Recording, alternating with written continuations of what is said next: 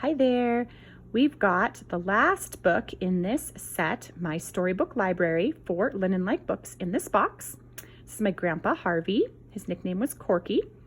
And this came from the Denver Dry Goods Company, where Denver shops with confidence.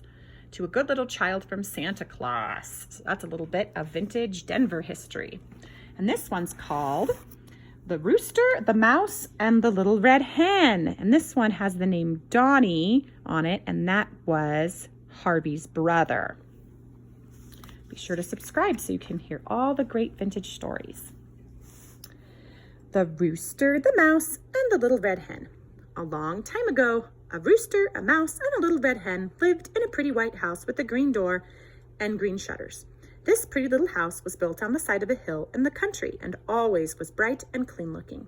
Across the valley on a hill stood another little house. This little house was not very well kept. The windows were broken, the doors cracked, the roof leaked badly, and the garden was full of weeds.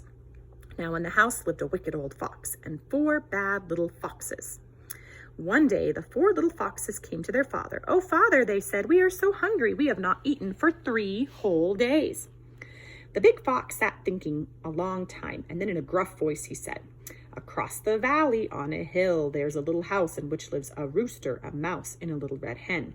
And they are nice and fat," shouted the little foxes in glee. "Fine," said the big fox. "I'll take my gunny sack and catch the rooster, the mouse, and the little red hen."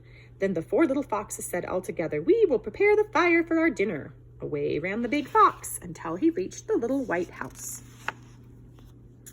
Standing on tiptoe, he peeked into the window just as the rooster and the mouse came grumbling down to the kitchen, where the good little red hen was bustling about. "Who'll bring in some wood to light the fire with?" she asked. "I shan't," said the rooster. "Nor I," squeaked the lazy mouse. "Then I must do it myself," said the little red hen.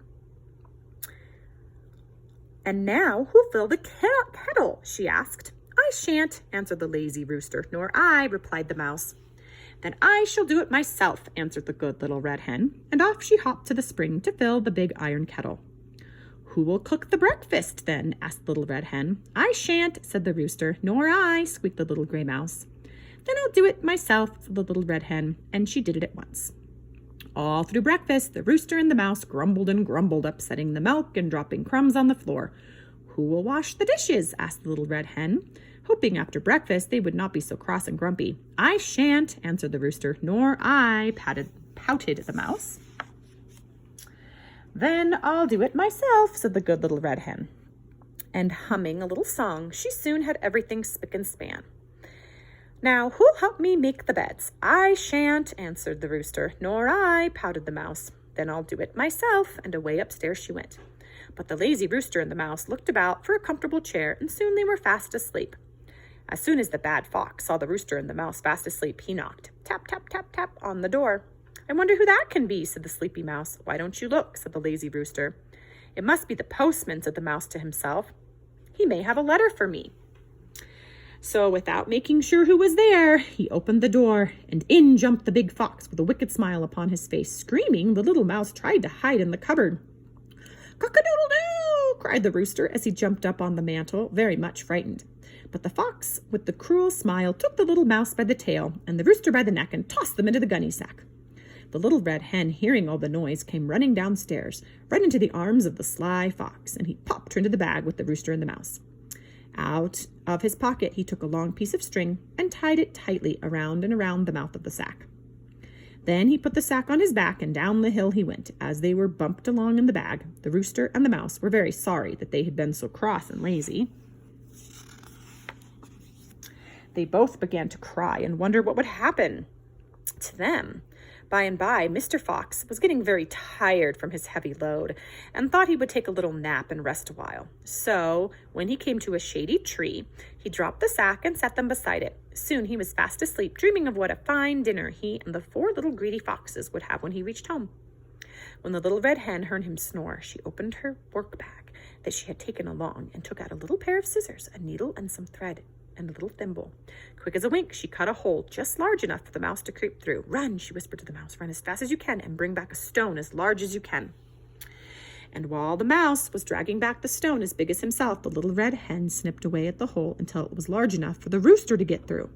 "Run," she whispered to the rooster, "run as fast as you can and bring back a stone as large as you can." The rooster soon came back with a stone as big as himself, and they carefully pushed both stones into the sack. Then the little red hen jumped out and brought a stone as big as herself and pushed into the sack. Taking out her needle and thread, she put on her thimble and sewed up the hole as quickly as she could. Then all three ran for home, happy to get away from the bad fox. They hurriedly shut and bolted the door, closed the windows, and drew up the shutters, and were glad to be safe home again. "We will never be cross or grumble again," whispered the rooster and the mouse to the good little red hen. "We will light the fire and fill the kettle. We will get the breakfast and make the beds, and you shall have a holiday and rest in the big armchair by the window."